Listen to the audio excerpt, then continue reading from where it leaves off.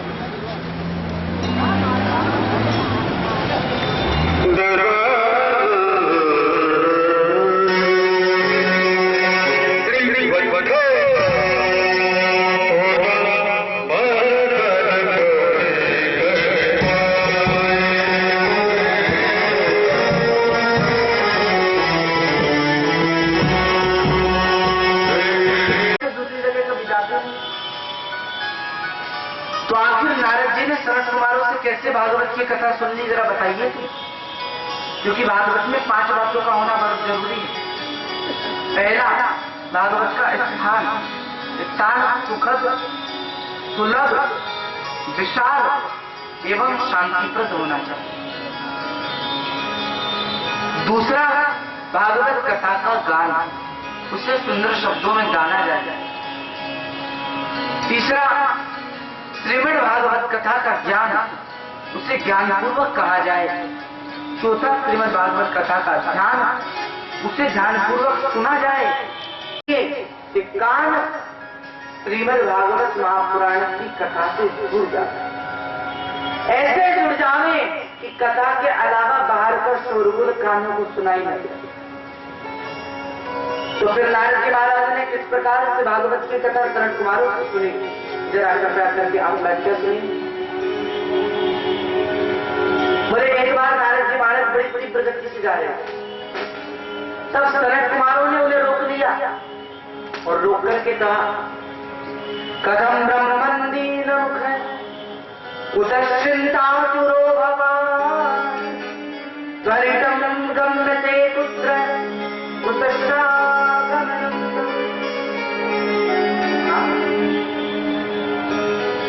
कहिए, ब्रह्मा के पुत्र नारद कहाँ जा रहे हैं और किस बात की चिंता आपको है? अरे हमने तो सुना है, कोई कितना भी निराश क्यों ना हो गया हो, अगर उस व्यक्ति को नारद का दर्शन हो जाए तो वो खिलखिलाकर हंसने लगता है। और आप जैसा सुनते ही व्याकुल है, चिंतित है, जरा बताइए क्या बात है? नारद जी महाराज बोले, मैं क्या बताऊं महाराज, अहम तुम पृथ्वी में यातो ज्ञात्वा सर्वोत्तमामिति पुष्करम च प्रयागम च काशन गोदावरीं तथा। मैं इस पृथ्वी पर आया, पृथ्वी को सबसे श्रेष्ठ समझ के यहां पर आया। हर जगह गया, पुष्कर गया, प्रयाग गया, काशी गया, हरिद्वार गया, लेकिन कहीं पर भी मुझे शांति नहीं। और जब मैं श्रीराम वृंदावन में आया तो मैंने वृंदावन में एक कौतुक देखा, एक दृश्य देखा कि एक स्त्री बैठी है और स्त्री की गोद में 2 वृद्ध बालक बैठे। उस स्त्री ने मुझे बुलाया, मैं उस स्त्री के पास गया और जाकर के मैंने कहा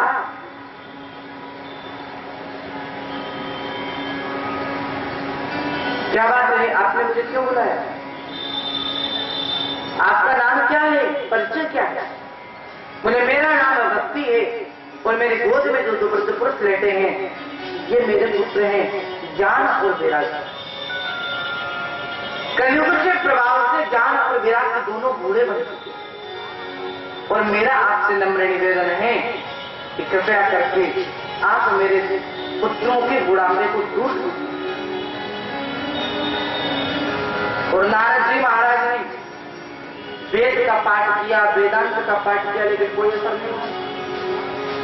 तब एक आकाशवाणी हुई और उस आकाशवाणी ने कहा, नारद अगर तुम ज्ञान वैराग्य का बुढ़ापा मिटाना चाहते हो, भक्ति देवी के कष्ट की निवृत्ति करना चाहते हो तो सत्कर्म करो, सत्कर्म करो, सत्कर्म करो। और इसीलिए मैं आपके पास आया हूं, कृपया करके मुझे बताइए कि आखिर वह सत्कर्म क्या है, जरा मुझे बताइए। क्योंकि संसार के अंदर मैंने देखा कि सम्मान बिल्कुल समाप्त हो चुका है। बड़े भाई का कोई आदर करता नहीं, माँ बाप को कोई पूछता नहीं, और बड़ी दूषित एवं कलुषित व्यक्ति की बुद्धि होती है। कई जगह में गया, दादी बाबा का सम्मान समाप्त हो चुका है। घर में नई बहू की चलती है, दादी बाबा को तो कौन पूछता है? बोले महाराज अगर घर में नई बहू की चलती है तो इसमें कोई बात नहीं, भाई घर में तो नई बहू की चलनी चाहिए, चलनी चाहिए। बोले यहाँ घर में चलती तो है नई बहू की, और अगर सलाह में लेनी होगी तो दादी बाबा से नहीं पूछेंगे, ससुराल से साले जी को बुलाए और साले जी को बुलाकर के उनसे सुला ले। ब्रज में एक कहावत है, दीवार बिगाड़े आरो और घर बिगाड़े आरो। दीवार में अलमारियां ज्यादा निकालोगे तो दीवार कमजोर हो जाएगी, और घर में साले जी से सलाह लोगे तो भैया कुछ भी हो सकता है। मामा शकुनी की कृपा से क्या हुआ था सब लोग जानते हैं।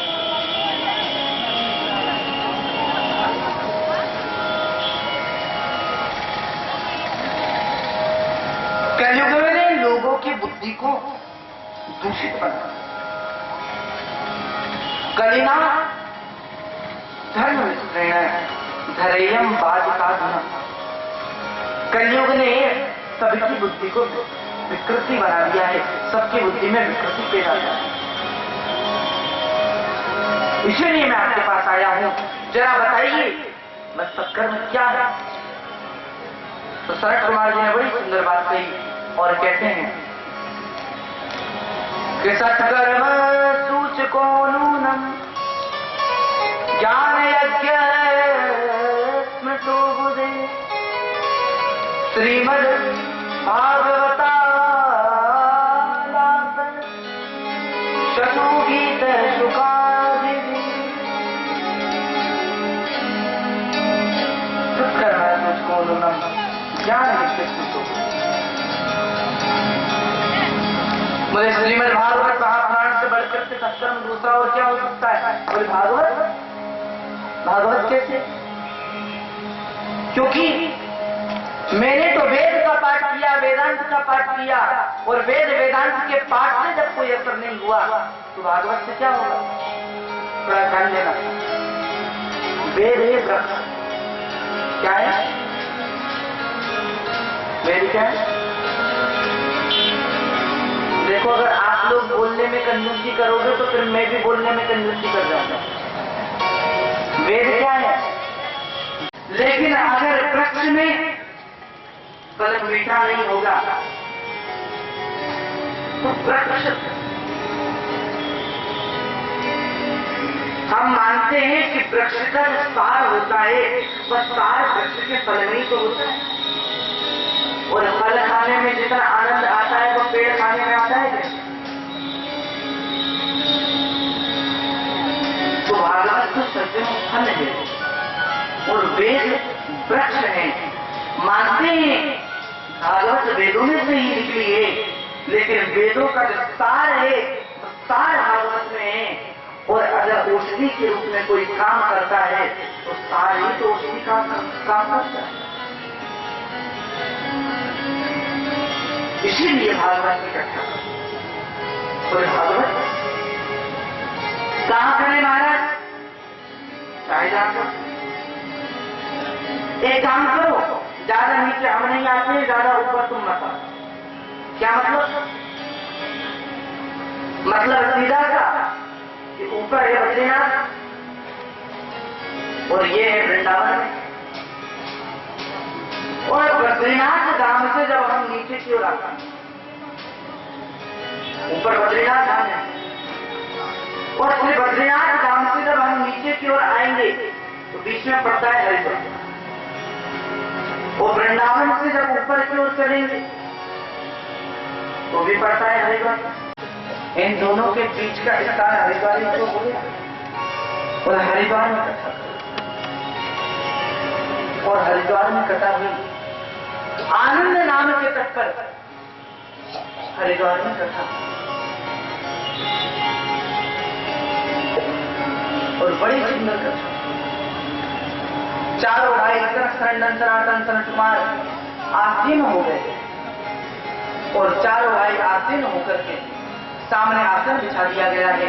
भक्ति देवी ज्ञान और वैराग्य के लिए ज्ञान वैराग्य को दिखलाई पड़ रहे हैं, लेकिन भक्ति किसी को दिखलाई नहीं पड़ रही। और शरण कुमार जी महाराज ने एक आसन और लगवाया नारद जी के लिए। वैसे नियम तो ये कहता है कि भागवत की कथा अगर सुनी जाए तो पति पत्नी दोनों को एक साथ बैठकर के सुनी चाहिए। लेकिन हम नारद जी कथा कराए तो पत्नी कहां कराए? नारद जी महाराज अकेले ही कराने वाले हैं, अकेले ही बैठे।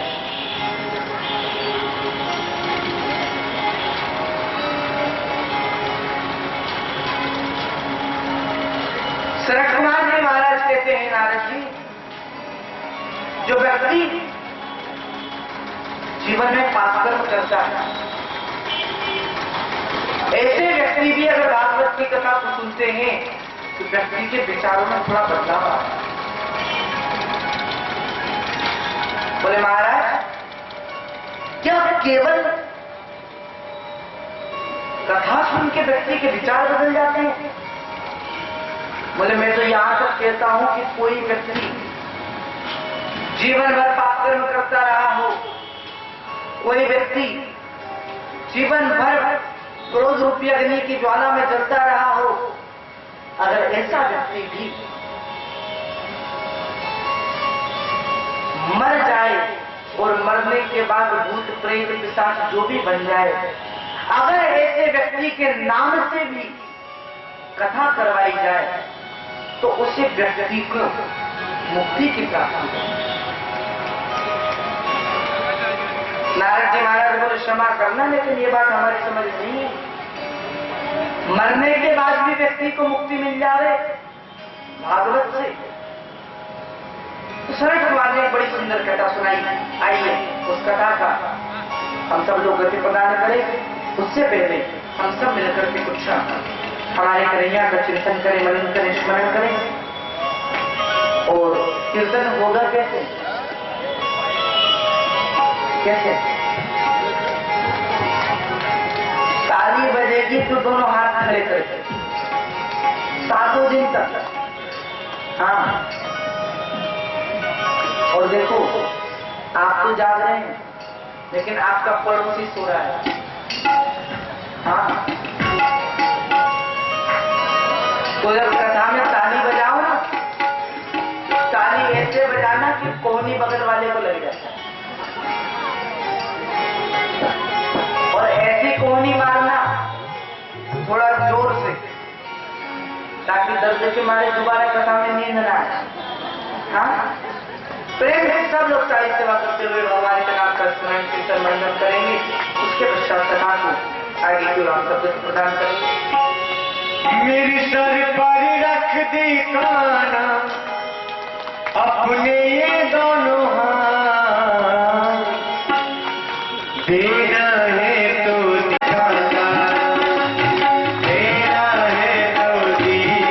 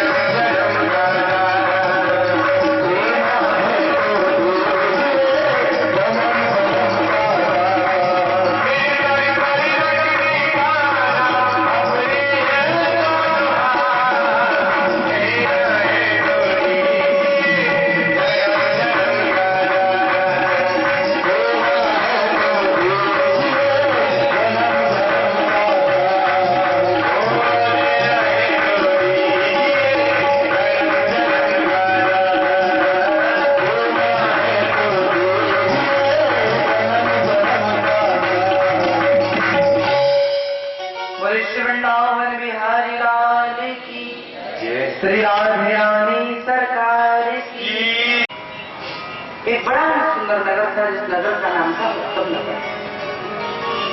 वर्णाश्रम धर्म का पालन करने वाले सभी लोग वहां पर निवास करते थे। और उसी नगर में एक पंडित जी रहते थे, जिनका नाम था आत्मदेव। और आत्मदेव का सीधा सा अर्थ होता है कि जिसने अपनी आत्मा में देवत्व का दर्शन कर लिया। अपनी आत्मा में देवत्व का जिसने दर्शन कर लिया वही है आत्मदेव।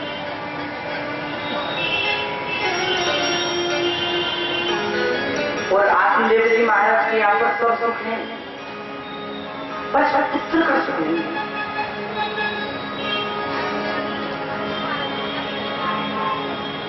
आत्मदेव जी के पास में पड़ोसियों का आना शुरू हुआ और पड़ोसी आत्मदेव जी से बोले, कहिए आत्मदेव जी, आपके घर पर तुलसी का विवाह है? बोले हाँ है। तो सूख क्यों जाता है? बोले मैं क्या करूं महाराज, जल तो अपने हाथों से रोज देता हूं, पता नहीं क्यों सूख जाता है। आपके यहाँ पर गाय है? बोले हाँ है। तो हम 4-5 साल से देख रहे हैं, बच्चा है ना बचिया है, बाल हो गई। बोले मैं क्या कर सकता हूं?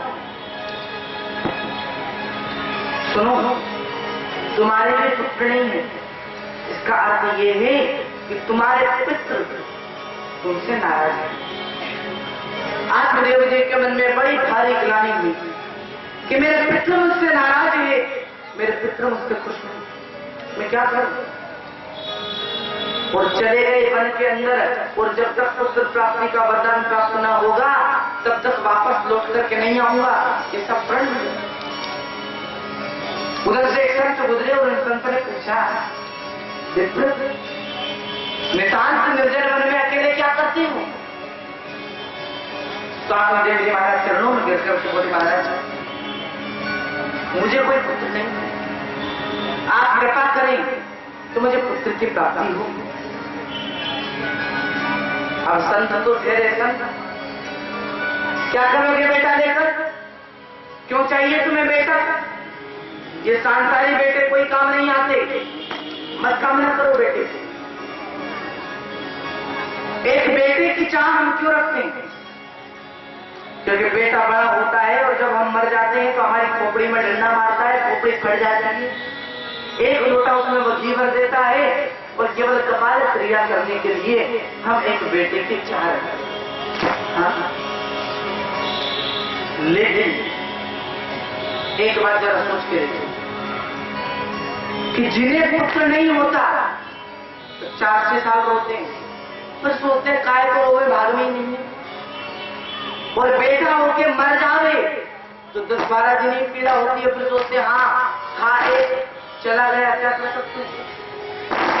लेकिन अगर वही पुत्र होकर पुत्र निकल जाए तो जिसकी वजह से 4 साल रोए थे वही पुत्र हमें फिर जिंदगी भर क्या करोगे बेटा लेकर? आत्मदेव जी बोले, अरे ओ बाबा जी, बेटा देना हो तो 2 फालतू के भाषण नहीं चाहिए। और बाबा ने फल दे दिया, जाओ अपनी पत्नी को खिला देना। सुंदर बेटा, जाओ। जाकर पत्नी को फल दे दिया और पत्नी ने अपनी सहेली को जाकर दे दिया और सहेली से कहा कि देखो गर्भ धारण करना मेरे बस की बात ये नहीं, तुम्हारे 6 पुत्र हैं, 7वां होने वाला है और अब जो पुत्र होगा बस तुम मुझे दे देना, इसके बदले में मैं तुम्हें थोड़ा धन दे दूंगा। दोनों में सौदा पक्का हो गया। अब जरा देखिए, एक को एक भी पुत्र नहीं है और एक को 6 पुत्र हैं। भगवान की लीला है और परमात्मा की लीला के पार पाना हर किसी के बस की बात थोड़ी है। एक व्यक्ति जामुन के पेड़ के नीचे सोया हुआ, ऊपर उसने जामुनों को देखा और बोला, भगवान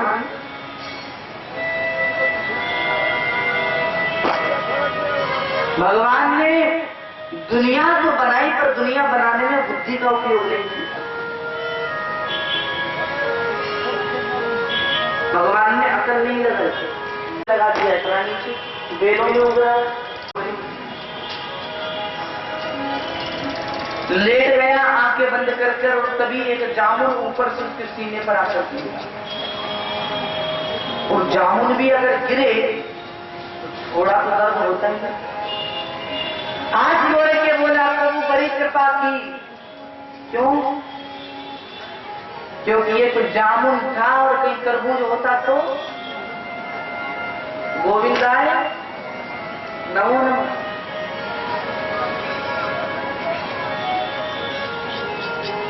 अच्छा हुआ आपने तरबूज नहीं लगाया थे। भगवान क्या करते हैं क्या नहीं करते उनकी लीला में हमें कोई व्यवधान नहीं डालना चाहिए। परमात्मा क्या कहते हैं इस बात पर हमें गौर करना चाहिए, क्योंकि हम सब जानते हैं कि थोड़ी सी देर की जिंदगी है, बाद में मौत ही आनी है। और जीवन का सबसे बड़ा सच अगर है तो मौत ही तो नहीं। हाँ?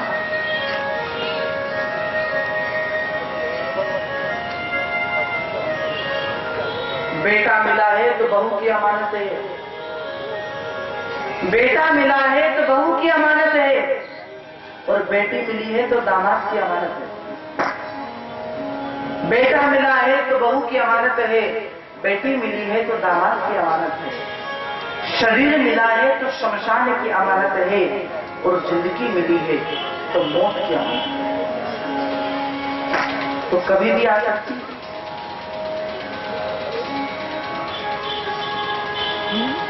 इसीलिए शरीर पर व्यक्ति को अभिमान नहीं करना चाहिए, और भगवान ने जैसा स्वरूप प्रदान किया है उसी में खुश रहकर बस उनका चिंतन करना चाहिए, मनन करना चाहिए। ऊपर के स्वरूप से क्या होता है, अपने अंतकरण को बदल करके देखो, और जब तुम्हारी दृष्टि बदल जाएगी तो तुम्हारे प्रति दुनिया की दृष्टि बदल जाएगी। जब तुम सब में राधा माधव के वास को देखोगे तो दुनिया तुम में भगवान को देखेगी, और हर जीव के अंदर परमात्मा ही तो है। हर आत्मा में परमात्मा बसा है, हर जीव में भगवान बसा है। इसलिए अभिमान तो कभी करना ही नहीं चाहिए। जो व्यक्ति अभिमान करता है ना सज्जनों, वह व्यक्ति तो मेरे गोविंद के दरबार में कभी आ ही नहीं सकता। अपने आप को बिल्कुल तिनके से भी समान, तिनके से भी छोटा समझे, हम तो कुछ नहीं। क्योंकि जो व्यक्ति गुणी होगा वह झुकेगा, वो जो मूर्ख होगा तो तनकर खड़ा रहेगा। आपने देखा होगा कि जो सूखा वृक्ष होता है वो तनकर के खड़ा होता है, और आंधी तूफान आया तो जड़ से उखड़ कर कहीं अलग जाकर गिर पड़ता है। लेकिन हरा भरा जो वृक्ष होता है जिसमें पत्ते होते हैं, फल होते हैं, फूल होते हैं, टहनियां होती हैं, यानी गुण होते हैं, और जिस व्यक्ति में गुण होते हैं वह तो नीचे की ओर झुकता है, और जो व्यक्ति मूर्ख होता है वह व्यक्ति तर्क वितर्क करता है और डरकर तनकर करता है। ऐसा नहीं, झुक करके चलो, दूसरों को भी तो थोड़ा आदर दो। हाँ?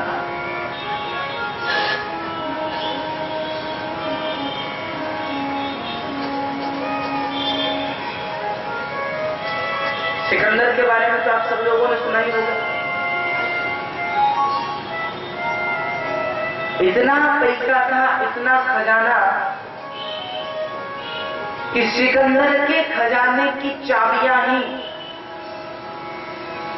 40 ऊंटों पर लग करके चलती। हाँ, और सिकंदर ने कहा कि जब मैं मर जाऊं और मेरा जनाजा निकाला जाए तो मेरा पूरा शरीर ढका हो, लेकिन मेरे हाथ बाहर। क्यों?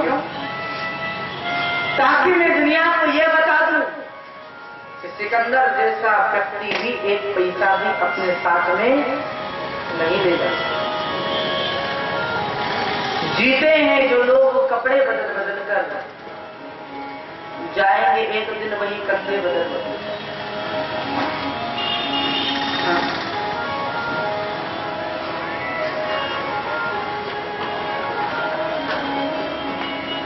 भगवान के दरबार में तो वही व्यक्ति आ सकता है जो अपने आप को तिनके से भी छोटा ना, चाहे जैसा व्यक्ति हो, उसी में भगवान को देखें करती।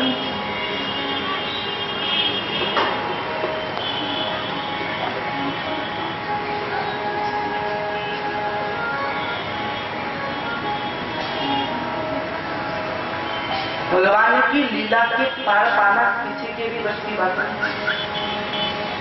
परमात्मा क्या है? परमात्मा वही तो है कि सृष्टि के प्रकृति के जो वश में है वो जीव है, और प्रकृति जिसके वश में है वह परमात्मा। जीव जिसके वश में वो प्रकृति, और प्रकृति जिसके वश में वो परमात्मा। संत ने कई प्रकार से समझाया था, लेकिन आत्मदेव जी ने बात नहीं मानी। लाकर फल दे दिया पत्नी को, सहेली से चर्चा हुई, फल गाय को खिला दिया, और सहेली को जब बेटा हुआ लाकर पति की गोद में दे दिया, मुझे बेटा हुआ है, बेटा हुआ है, बेटा हुआ। आत्मदेव जी बोले मेरा नाम है आत्मदेव, मेरे बेटे का नाम होगा परमात्मा देव। धुंधली बोली अच्छा, 9 महीना गर्भ में हमने रखा और नाम रखोगे अपने से मिलता जुलता। मेरा नाम है धुंधली और मेरे बेटे का नाम होगा धुंधकार। बोले जैसी तुम्हारी इच्छा, नाम ही तो रखने से मतलब है रखो, और धुंधकारी नाम रखो। गाय को भी सुंदर बालक हुआ, उसका नाम गोकर्ण रखा, क्योंकि उस बालक का संपूर्ण शरीर तो मानव जैसा था, लेकिन कान जो थे ना, ये कान गाय जैसे थे, लंबे लंबे, तो नाम रखा गोकर्ण। धीरे धीरे दोनों भाई बड़े हो रहे हैं। गोकर्ण पंडितों ज्ञानी धुंधकारी महाखल। गोकर्ण जी महाराज ज्ञानी होते चले गए, धुंधकारी महान खल होता चला गया। इतना खल, बालक अगर बचपन में गोली खेलने लगे ना, गोली जानते हैं? नहीं जानते? कांच की होती है। बचपन में बच्चा अगर गोली खेलने लगे तो समझ लेना कि उस बच्चे के बिगड़ने की शुरुआत हो गई, क्योंकि वही खेल ऐसा है। उसी खेल को खेलते खेलते एक दिन वो ताश पर आएगा, ताश खेलते खेलते फिर उसमें बड़ा पैसा लगाएगा, तो वही खेल फिर जुआ बन जाएगा, और जुए में फायदा तो है नहीं, जुए में तो कलयुग का बात है। धुंधकारी को भी मानो यही लग लगा, अपनी मां से मांग करके ले जाता, मां दे देती, ले जा बेटा तेरा ही तो है। और जब मां थोड़ी जबरदस्ती करती, नहीं ले जाने दूंगी, तो मां को मारता, और मां को मारकर जबरदस्ती अपनी मां को मारकर तिजोरी में से पैसा निकाल करके ले जाता। और बड़ा हुआ, पीना शुरू कर दिया, मां का रक्षण करना शुरू कर दिया। निर्दयी इतना हो गया कि 12 वर्ष की आयु में ही बालकों की हत्या करने लगा। छोटे छोटे बालकों को उठाकर नदी में फेंक देता, कुएं में फेंक देता, आग में जला देता। बालकों को लेटा करके उनके छोटे से नन्हे से शरीर में सुइयां से होता है। बालक रोते रहते, बिलखते रहते, पर नहीं। आत्मदेव जी बोले अरे पुत्र से तो मैं बिना पुत्र के अच्छा था, नहीं चाहिए मुझे सब।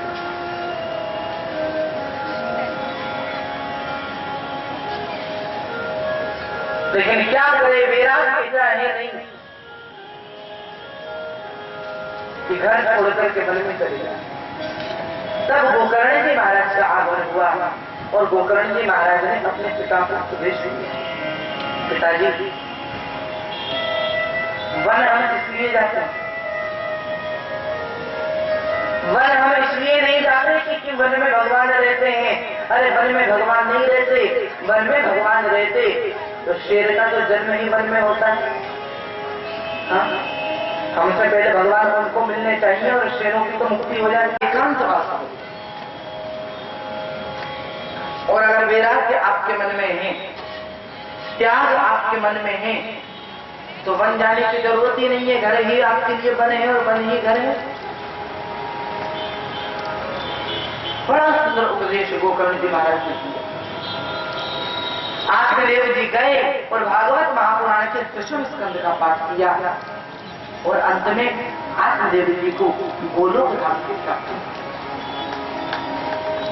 धुंधली बोली, अरे पुत्र के तुम्हें बिना पुत्र के अच्छी थी। धुंधली ने भी रात में ही कुएं में कूदकर आत्महत्या कर दी। धुंधकारी 5 वेश्याओं को लेकर के आया, अपना ही साम्राज्य जमाने लगा। राजा के नजरों में चढ़ भी चुका। अब वेश्याएं सोचती हैं कि राजा ने इसे पकड़ लिया तो इसे तो दंड देगा, साथ साथ हमें भी दंड देगा, तो क्या करे। तो वेश्याओं ने सोते हुए धुंधकारी को बांध दिया, बांधकर जलते हुए अंगारे धुंधकारी के मुंह में रख दिए। धुंधकारी की मृत्यु हुई, प्रेत बन गया और गोकर्ण जी महाराज को इस बात का पता चला।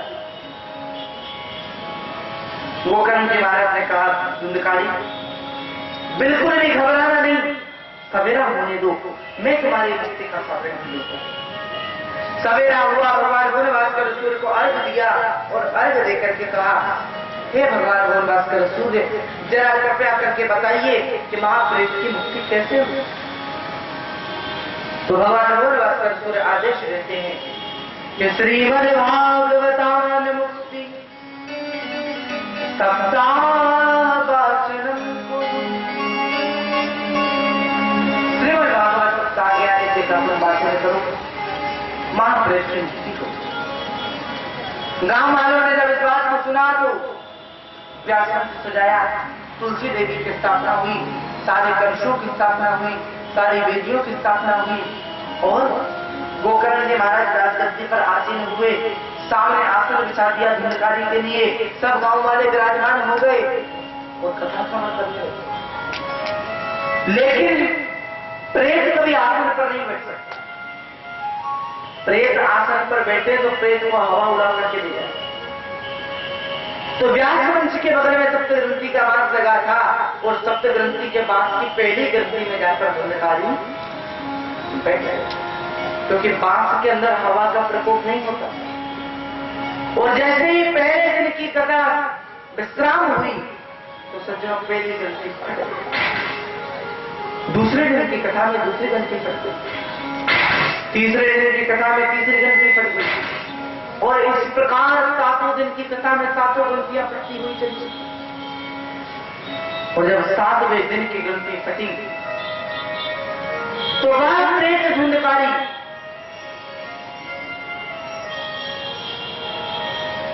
देव योनि में परिवर्तित होकर गोकर्ण जी के सामने आता और बोला, भैया अगर आज आप न होते तो मेरी मुक्ति कभी नहीं होती। देखिए, मेरे लिए भगवान के नाम से विमान आया है और मैं इसमें जाऊंगा।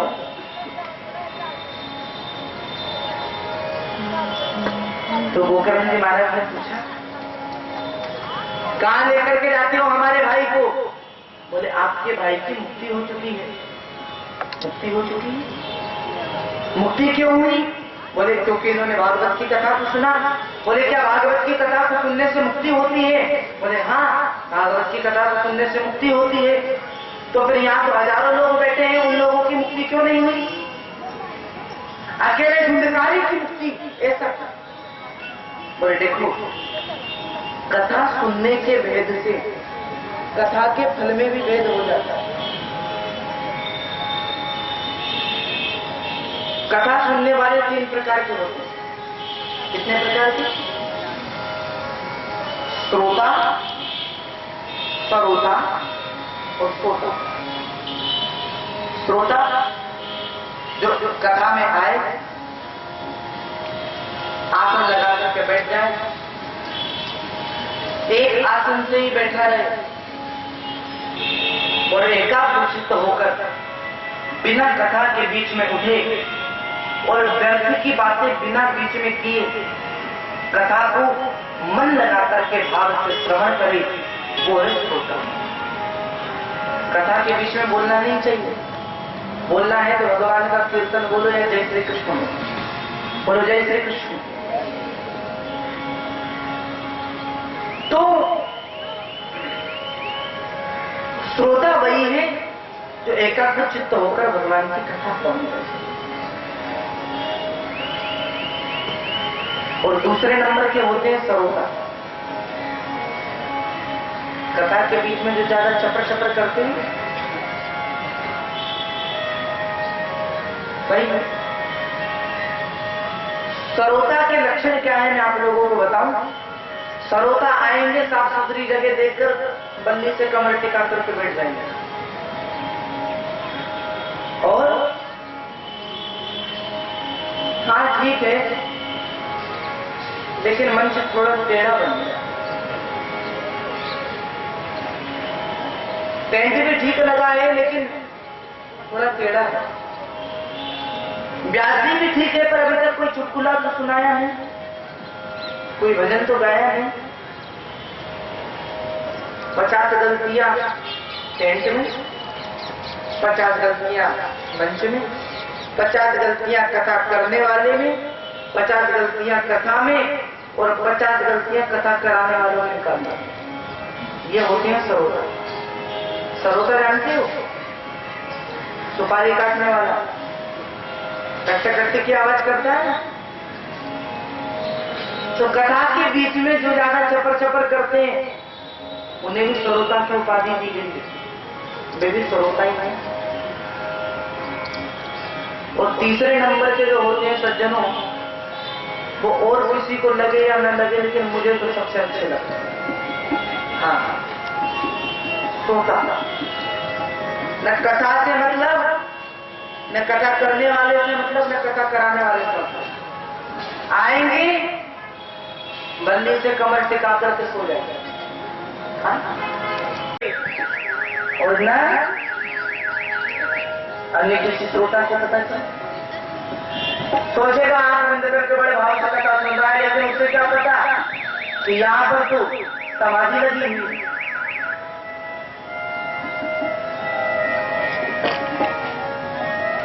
और फिर जब आंख खुलेगी, जैसे ही कथा संपन्न हुई, जोर से जयकारा लगाया, बोले श्री नाम बिहारी लाल की। बस कितनी कथा बात, कितनी सुंदर कथा बात, कितनी अच्छी कथा बात। पड़ोसी ने पूछा तुमने कथा में क्या सुना? बोले वो तो मुझे पता नहीं, पर कितनी बढ़िया कथा बात।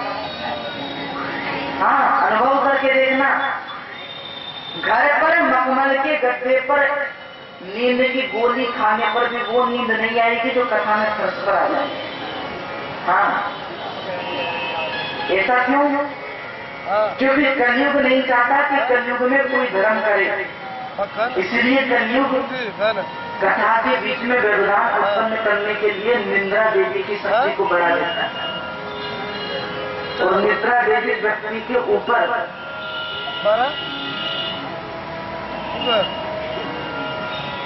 कथा के मध्य निंद्रा देवी आ जाती है, व्यक्ति हो जाता है। लेकिन अगर तन्मयता से कथा सुनो, हजार के नोटों की गड्डी गिनते वक्त नींद आती है क्या? बोले महाराज नोट की गड्डी गिनते वक्त नींद आएगी भी तो भी वापस चली जाएगी। ऐसा क्यों? क्योंकि पैसों को हम अपना मानते हैं, भगवान को अपना मानते हैं। और जिस चीज में मन ही नहीं है तो वहां मन कैसे लगेगा? और जहां मन नहीं लगता वहां तो नींद ही आती है। और लेकिन ऐसा नहीं, तन्मयता के साथ में और एकाग्रता के साथ में भगवान की कथा श्रवण करना चाहिए।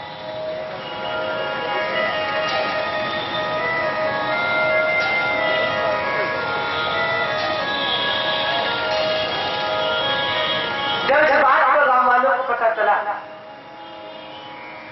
तो दोबारा से कथा हुई और इस बार स्वयं का गांव नहीं, आसपास के सारे गांवों को बुलाया और सब लोगों ने कथा सुनी और कथा का जब समापन हुआ तो विशाल विमान मेरे गोविंद के ढांच से आया और बाकी बिहारी जी स्वयं विमान में बैठ करके आए और सब व्यक्ति विमान में चढ़ गए और मेरे के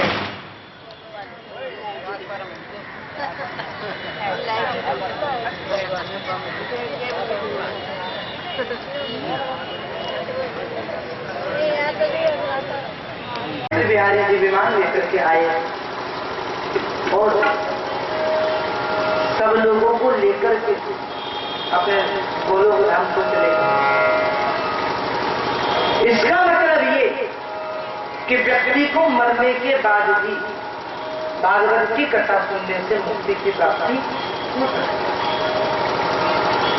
सज्जनों, हम सब माला जाप करते हैं, भगवान का भजन करते हैं और मंदिर जाते हैं, परिक्रमा लगाते हैं, प्रदक्षिणा करते हैं। क्यों? ताकि हमारा मोक्ष हो जाए, ताकि हमारा मोक्ष हो जाए। लेकिन जरा एक बात बताओ, मोक्ष मरने के बाद होता है या मरने के पहले? बोलो, मरने के बाद होता है या मरने के पहले? कुछ तो बोलो।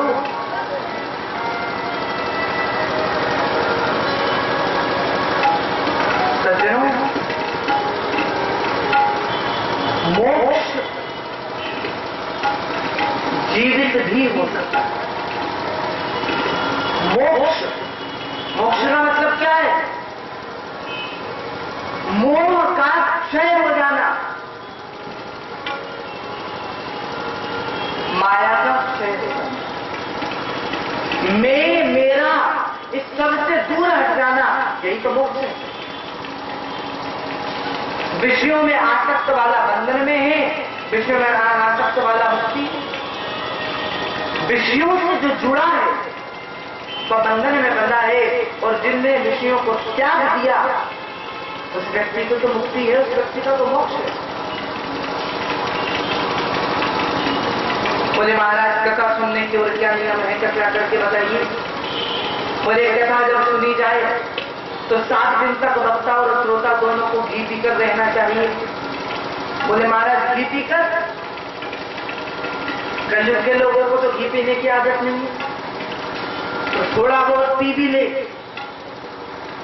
तो बड़ी दिक्कत हो जाएगी। क्या करें? तो दूध फलाल लेकर के कथा करो और सुनो। बोले महाराज 15 दिन में एक एकादशी आती है और एक एकादशी को भी राम राम राम राम राम राम राम राम कह के पूरा करता है।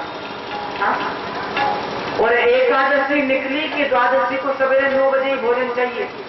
अरे कल एकादशी थी, जल्दी भोजन लेकर के आओ। एक ही एकादशी में लोगों का हाल बेहाल हो जाता है। आप कहते हो 7 दिन तक दूध फलार ले। बोले तो एक समय भोजन लो, एक समय फलार लो और खूब कथा करो और सुनो।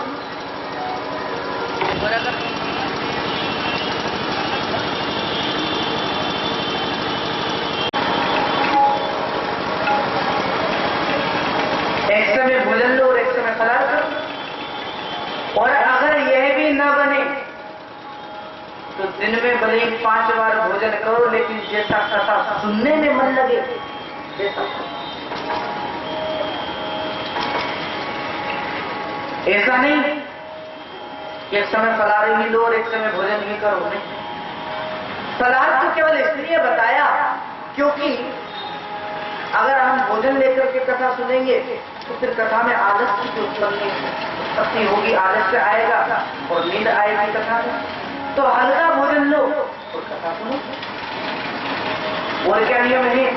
बोले जब कथा कराई जाए तो किसी विद्वान ब्राह्मण से उसका शुभ मुहूर्त निकलवाना चाहिए। व्यास जी के अलावा 5 ब्राह्मणों का और वर्णन करना चाहिए, जो भागवत का संस्कृत में मूल पाठ करे, गायत्री मंत्र का जाप करे, द्वादशाक्षर मंत्र का जाप करे, दुर्गा सप्तशती का पाठ करे, और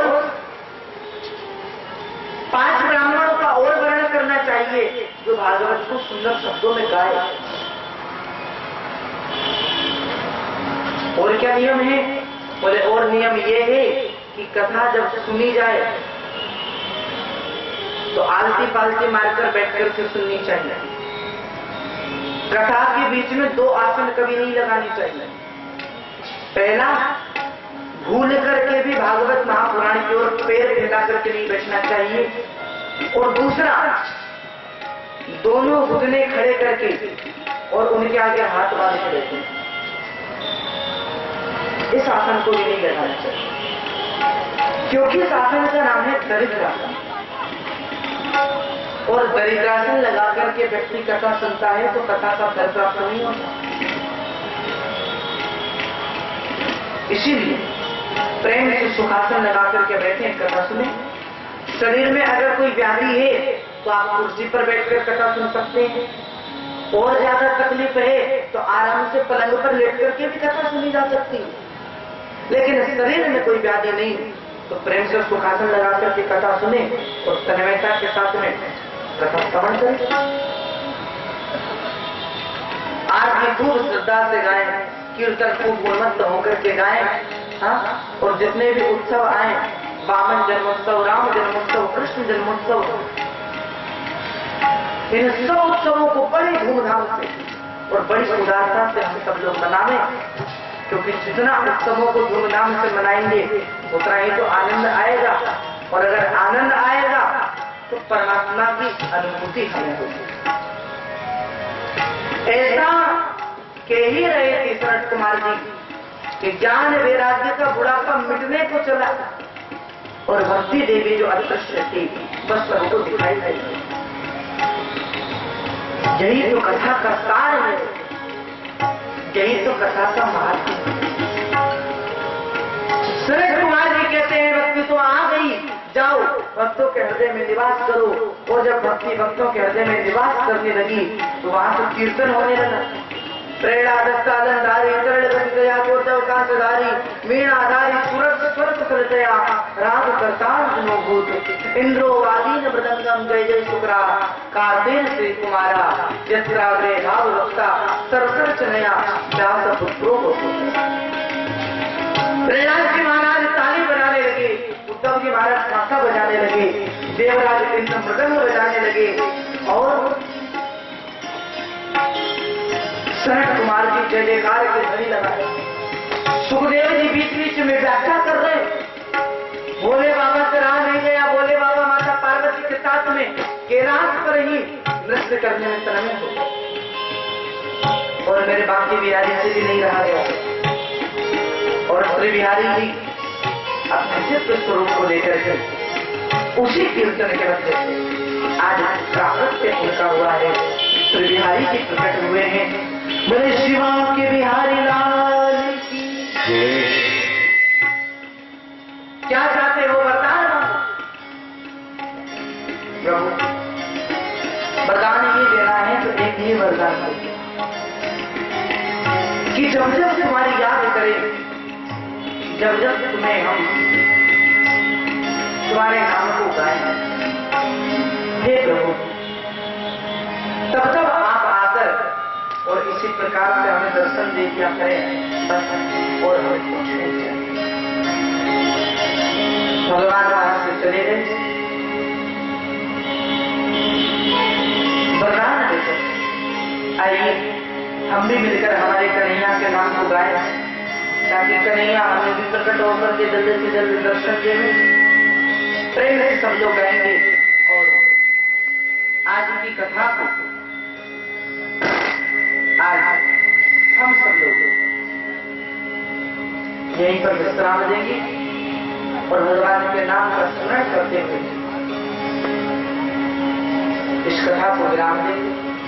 कल 12 बजे से कथा शुरू होगी। हाँ?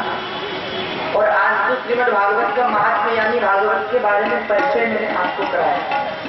वास्तविकता में भागवत का शुभारंभ प्रथम स्कंद से होता है, जो हम कल से शुरुआत करेंगे। इसीलिए मेरा निवेदन है कि कल वासुदेव श्री कृष्ण गोविंद हरि मुरारी हे नाथ नारायण वासुदेव हे नाथ नारायण वासुदेव हे नाथ नारायण वासुदेव हे नाथ नारायण वासुदेव हे नाथ नारायण श्री कृष्ण गोविंद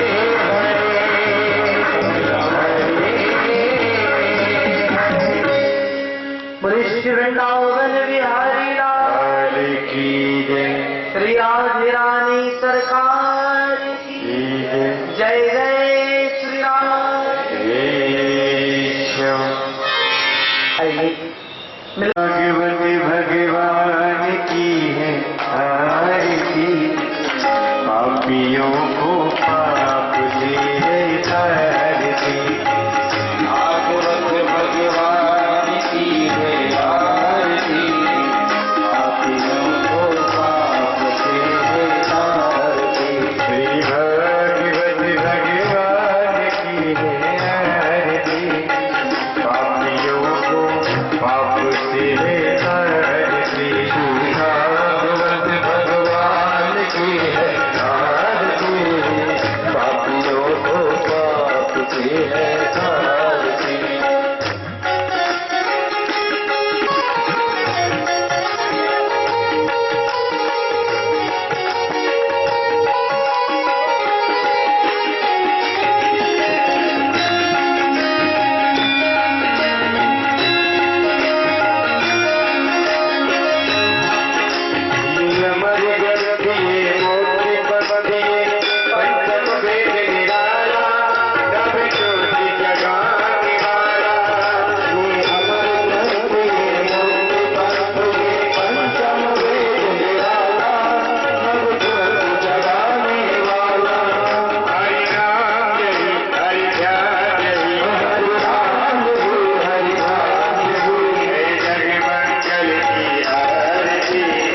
पापियों को पाप से तारती।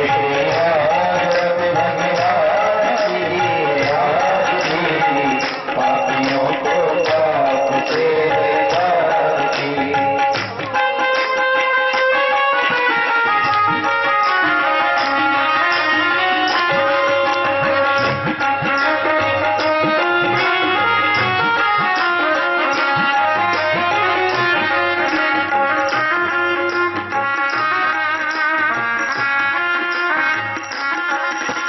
शांति गीत पावन पुनीत पापों को मिटाने वाला, हरि दर्द करा ये दुख हरि